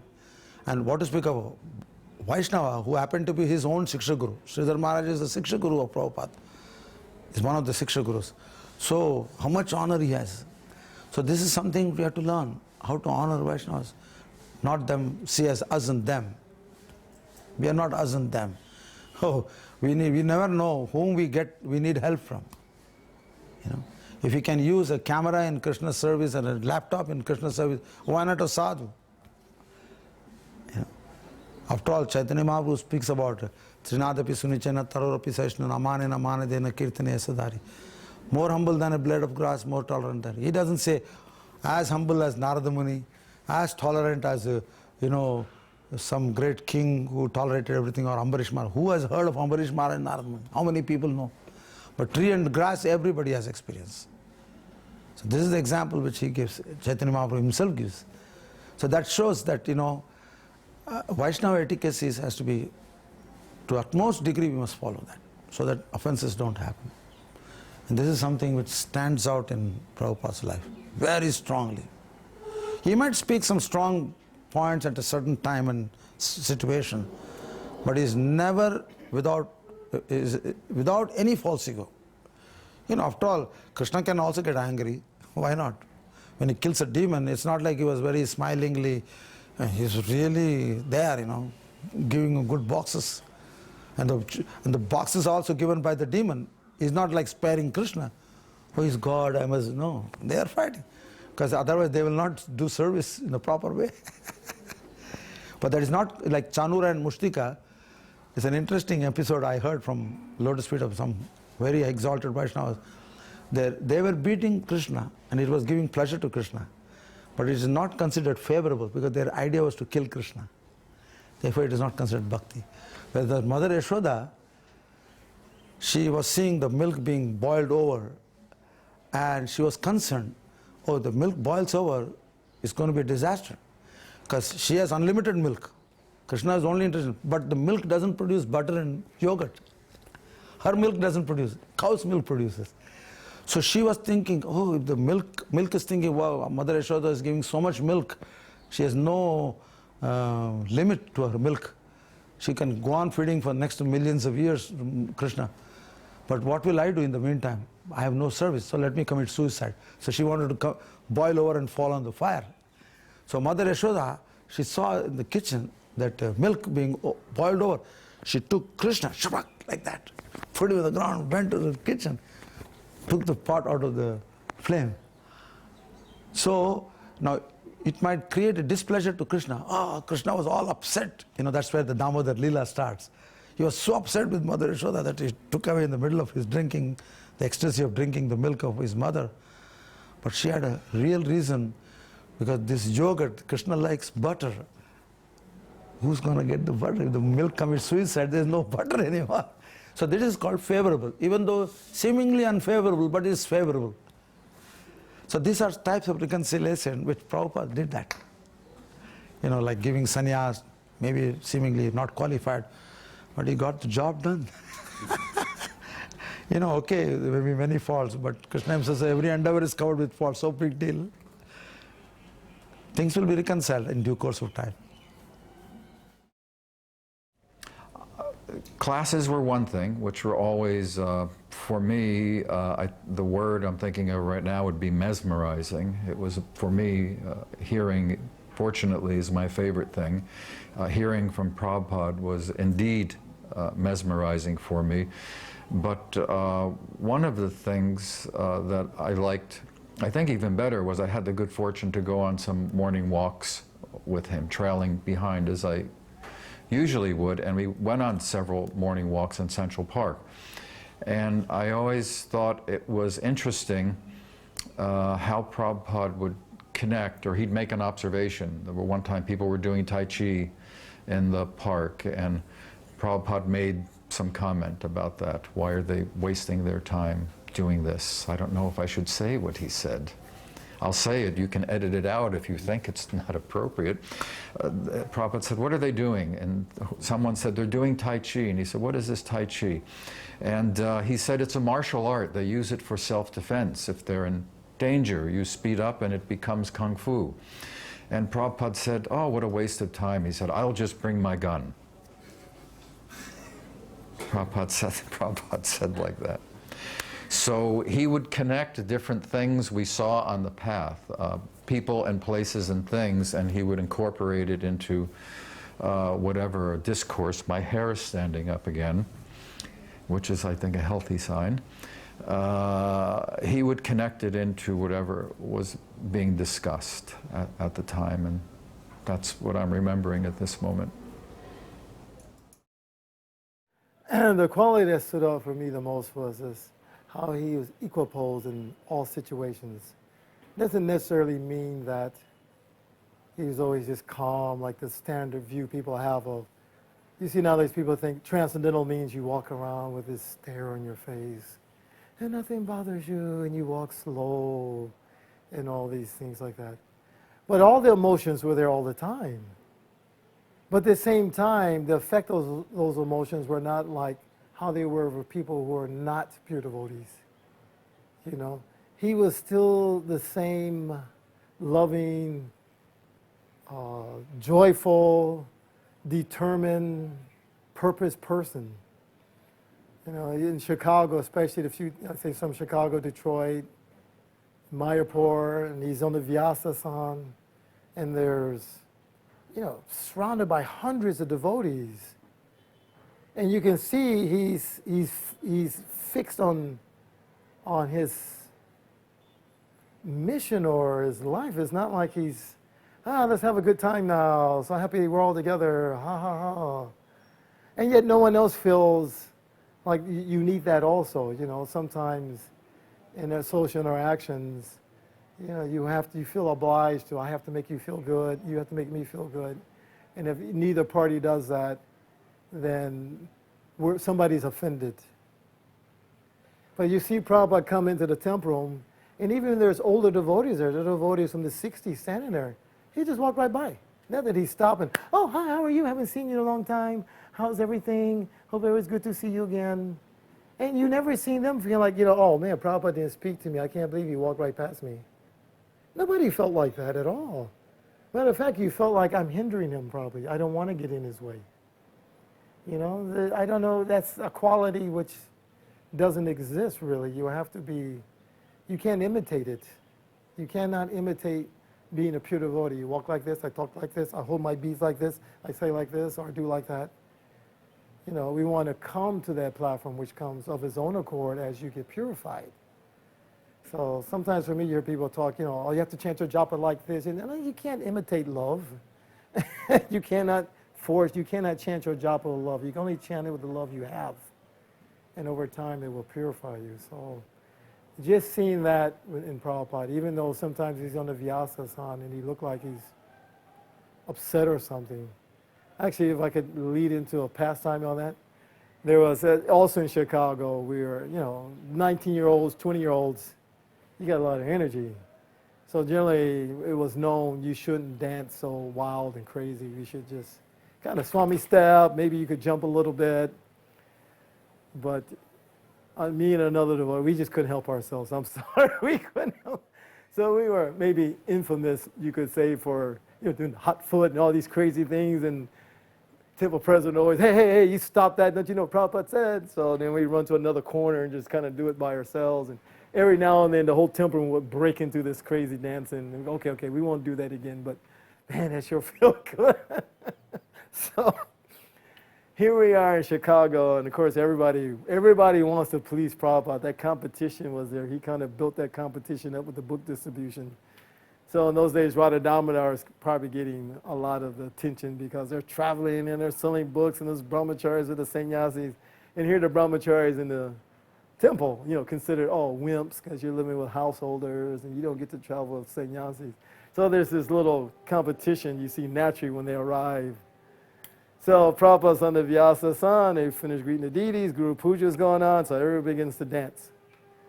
And we're starting off very nice and gentle, and you see Prabhupada smiling a little bit and looking around the temple room. And someone, I don't know who began, but someone began dancing a little bit unorthodox. And Prabhupada looks over and he smiles a little bit. Somehow or another, we take that to mean he likes it. So I remember crossing Radha Damodar devotees, they caught wind of that. Oh, okay, so they start doing something a little more unauthorized, you can say, than what they were doing. And Prabhupada looks over there and he's shaking his head like this, Indian way. So you don't know that means yes or no, but we take it to mean he likes it. Now the Chicago devotees see that. So they, it begins to escalate. And Prabhupada's he's shaking his head and he's smiling. And at that time, I had broken my leg, so I just come out of a cast. Normally, I'm the person that leads all that heavy dancing. But I couldn't do it because I don't have much strength in my leg. And I'm wanting to. I'm thinking, here's my opportunity. I could jump out there and do that really crazy dance I do in front of Prabhupada. But by Krishna's grace, my leg was not well and I couldn't do it. So my godbrother, Rama, he decides, I'll take the lead. So there's a big opening so that Prabhupada can see the deities. He decides at that point to go down the middle of the aisle doing this twisting dance. He's like the twist kind of, I can't even do it in the chair, but up and down, back and forth, and Prabhupada's just going like this. He's shaking, he's laughing. And the devotees think, oh, wow, he's really enjoying it. By that time, Radha Damodar devotees forget it. We're not going to get any more crazier than that. Finally, Prabhupada stops the kirtan. And he says, you never see Lord Chaitanya, Lord Nityananda dancing like this. He says, like this. And then he whips his hand like that and starts the kirtan back up. So anyway, you'll hear different versions of that, depending on who you talk to. Some say he's chastising. I don't remember that. I really don't. Prabhupada never really just blast a whole room full of devotees in front of the deities. I just remember it was like this escalation where he's really, and he just gave the instruction, and we stopped doing it, and it went right on, and nobody felt really offended. And we all began to jump and dance, in the midst of that. So, kind of in that way, his qualities of, I don't know, he's transcendental. You can't be like that. It's just Prabhupada. So, Prabhupada ki jai. Unique is his own faith in Guru, his Guru. But he was not hammering it every day. He is not talking every time, Bhaktisiddhanta Saraswati Prabhupada ki jai every minute. And very simple. Because that faith what he had was very natural for him. He was not a fanatic. Neither he doubted his Guru, even though the organization fell apart. But his order was very clear. He got instruction that he should preach in English language. He took that instruction and did whatever he can, and the rest is only history, that he went to West and all these things, everything happened. But this is the foremost quality I feel that Prabhupada has, at least in my case also, just stick to what Prabhupada has given the program, just do it. Nobody may know in the world what you're doing. It doesn't matter how many people. Was Prabhupada a very popular personality in Gaudiya Math? There were many sannyasis who were preaching all over, because they were helping Bhaktisiddhanta. If you read his songs, they were stalwart devotees. But it was Prabhupada who belled the cat, as they say. He did it. And we are happy that he did something so remarkable. But he was not minimizing his god brothers either. He must have spoken because after all he's an outspoken person. He was truthful. Many things he said to protect his devout disciples, because their faith is not strong, they would get bewildered. So to protect his disciples, he said many things. But really speaking, he had utmost regard for his god brothers. Utmost. Utmost. I mean, if you read his songs, one place he calls the jackal Vasudev. Vasudev was the god brother who was appointed as a guru later on. He was the right-hand man of Bhaktisiddhanta, who would give all the shlokas left and right.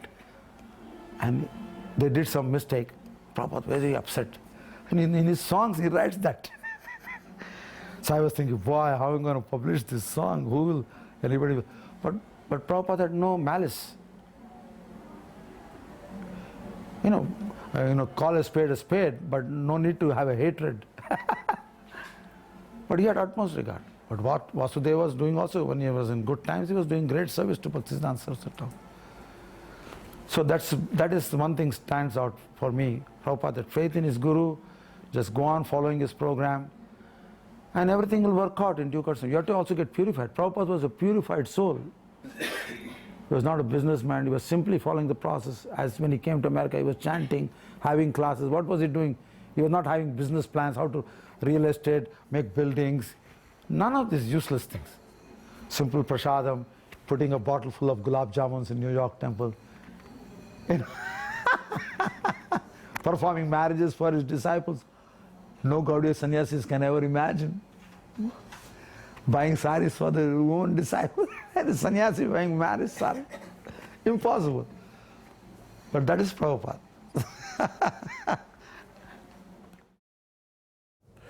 So one time in Mayapur, Srila Prabhupada was giving a class shortly after the opening of the Mayapur Chandrodaya Mandir.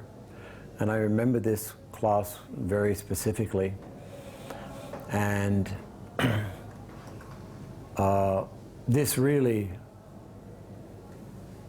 exemplifies Srila Prabhupada's absolutely sublime character and his humility.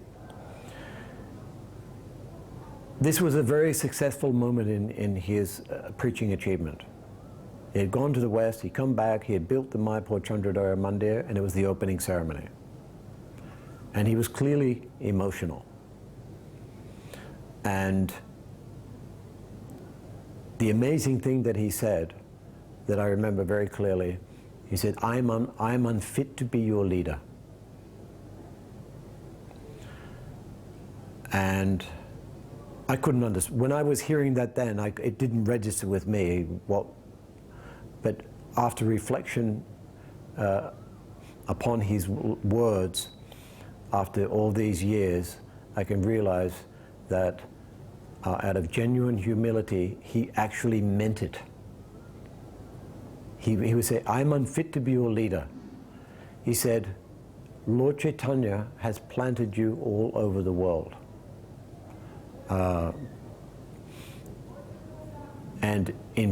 Because previously you were associated with Lord Chaitanya's Sankirtan movement.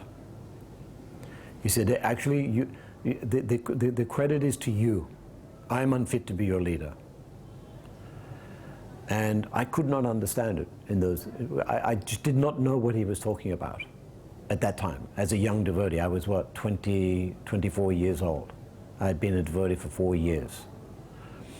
And I could not understand. But now I understand it. Is that he actually meant it. That's what really impresses me tremendously, is that he had everything to be proud of. He had everything to boast about. But he genuinely thought he was unqualified. He said, I'm not fit to be your leader. And he actually meant it. I could never do that. As soon as I get a little bit of achievement, you start gloating, you start feeling a little bit elated, but not with Srila Prabhupada. So how can we understand, the purity of such a Mahabhagavat like Srila Prabhupada and his humility, the humility that he displayed in that instance amidst his glorious achievement. And he never ever was proud. But at the same time, he was never ever fearful of chastising people, his competitors, who didn't spread the movement according to the wishes of Srila Bhaktisiddhanta Saraswati Thakur. So Srila Prabhupada's character of humility in the midst of his absolutely amazing achievements is something that's very hard to comprehend. It can only come from someone who's a Mahabhagavat, and that was Srila Prabhupada. I was having the service of being in Vrindavan, and I was in charge of the kitchen. And Ayodhyapati, who is Govinda Bringa Maharaj, he was the cook. So Prabhupada left, so everybody went to his room, because I was doing service, but I had no time to go to Prabhupada's room, because, you know, I'm too busy with my service. Somebody has to finish the cooking, prasadam has to be taken care of, devotees are coming. So this is more important than sitting with Prabhupada in his room, and Prabhupada wants. But the last 3 hours I was next to Prabhupada, sitting. His head was there, and I was sitting here, and I was feeling a little uncomfortable even to touch Prabhupada and do the last massage. You know, at that time he was easily available to everybody. But I was very shy. I thought, wow, I'm so fallen, how can I touch Prabhupada and give him massage? Let me just do kirtan with the rest of the devotees. And I was very carefully observing his lips. And Prabhupada opened 2 times the mouth. Hare Krishna, that was it. There was only 2 times. But I could see very clearly it was Hare Krishna, and that was it. Prabhupada left just by saying Hare Krishna. Jaya